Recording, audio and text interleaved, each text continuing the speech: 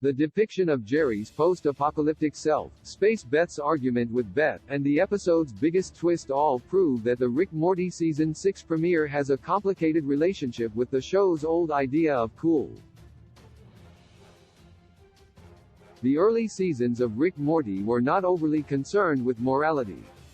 There were a handful of episodes that saw Rick get all teary-eyed up and momentarily shed his smug exterior to reveal a tortured super genius beneath, but there weren't a lot of scenes where the titular mad scientist committed to taking stock, becoming more responsible, and trying to grow into a better person.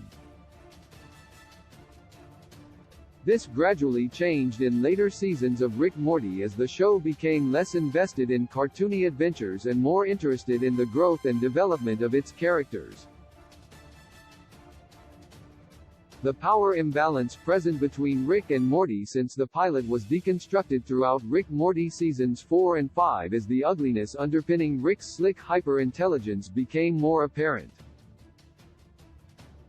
By the end of Rick Morty Season 4, Rick's status as the smartest, coolest super genius alive didn't hide the fact that he was despised by his own family, and the character was forced to face the consequences of his actions throughout Rick Morty Season 5. Now, Rick Morty's Solurix Season 6, Episode 1, proves that Season 5 was only the beginning of Rick and Morty's characters reckoning with the consequences of what the show once considered cool. The original universe twist that the more competent, tougher Cronenberg Jerry lost his wife and child to an unforgiving post-apocalyptic wasteland, only to then die at the hands of Rick, proves that Rick Morty's idea of a hero has seen real growth in the intervening years.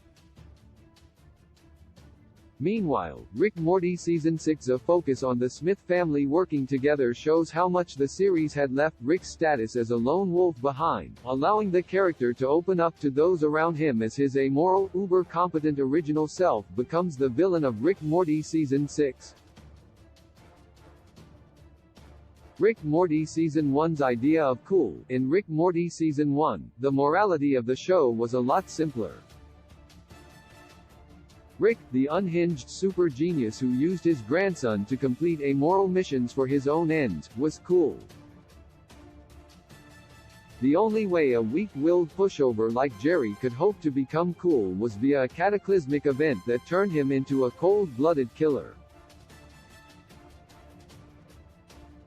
The Cronenberg world turned Jerry into a Mad Max-influenced action hero. This single-handedly saved his relationship with Beth and earned him Summer's respect because being perceived as tough was the only thing holding Jerry back, and this was a comparatively happy ending for Rick and Morty Season 1 in Rick Potion #9 inches.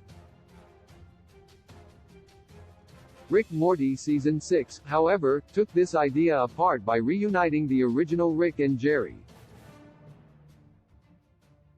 How Rick Morty Season 6 deconstructed Season 1. In Rick Morty Season 1, Jerry becoming a hardened survivalist was seen as a good thing, proof that the character could be cool and heroic in the right circumstances. In Rick Morty Season 6, Jerry points out that being seen as cool by his son cost him everything and was ultimately worthless, with Jerry bitterly asking whether Beth and Summer's deaths were worth his son's respect. This idea was underlined further when Rick Prime killed this version of Jerry with no apparent effort in the episode Stinger. All that his years of survival did was make Jerry tougher, less caring, and more cynical by the time of Rick and Morty Season 6, none of which protected him when an even tougher, less caring, and more cynical character killed him without a second thought. As if to prove this point, this version of Jerry was willing to abandon his son in the inhospitable Cronenberg's wilderness and ended up paying dearly for this decision, while the less traditionally tough or cool Morty heroically opted to save Rick from evil Morty in Rick Morty's Season 5 finale. Space Beth vs. Beth addressed Rick Morty's old theme, the idea that Rick Morty's old conception of coolness and heroism was mostly just emotional distance was reaffirmed by Summer's admission that she only finds Space Beth cool because she's a rarely encountered novelty.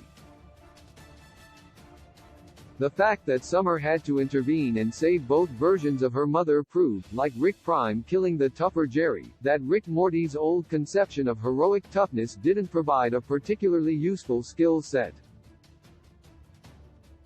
Rick and Morty's Space Beth seems tougher and more competent than Domestic Beth, as Summer named her, but both characters ended up semi-digested by a space worm thanks to a petty argument distracting them.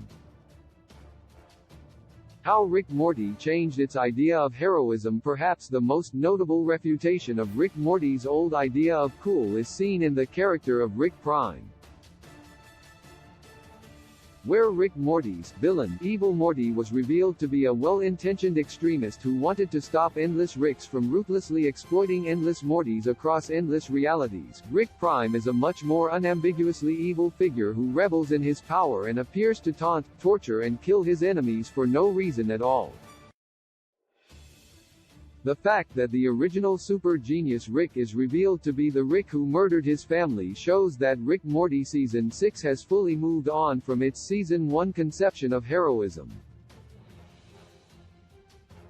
The same things that made the amoral cynic so unstoppable and easy to root for in Rick Morty Season 1, his irreverent attitude toward death and destruction, his hyper-competence, his uncaring affect, are now seen as character flaws that make him a monstrous villain willing to kill anyone for no reason. Where most evil Superman stories like Brightburn fail because they don't address what makes super-competent heroes so satisfying to root for in the first place, Rick Morty Season 6 succeeded precisely because the original Rick was such a fun lead character. In Rick Morty Season 1, Rick's callous disregard for the feelings, belongings, and lives of others made him charming, and the effortless ease with which he dispatched anyone who inconvenienced him made him an unstoppable force.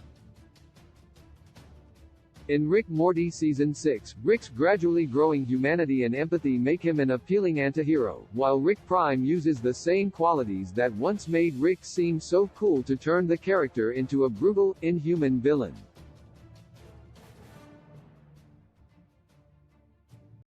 With a gentle touch you tell me what all love I have to say.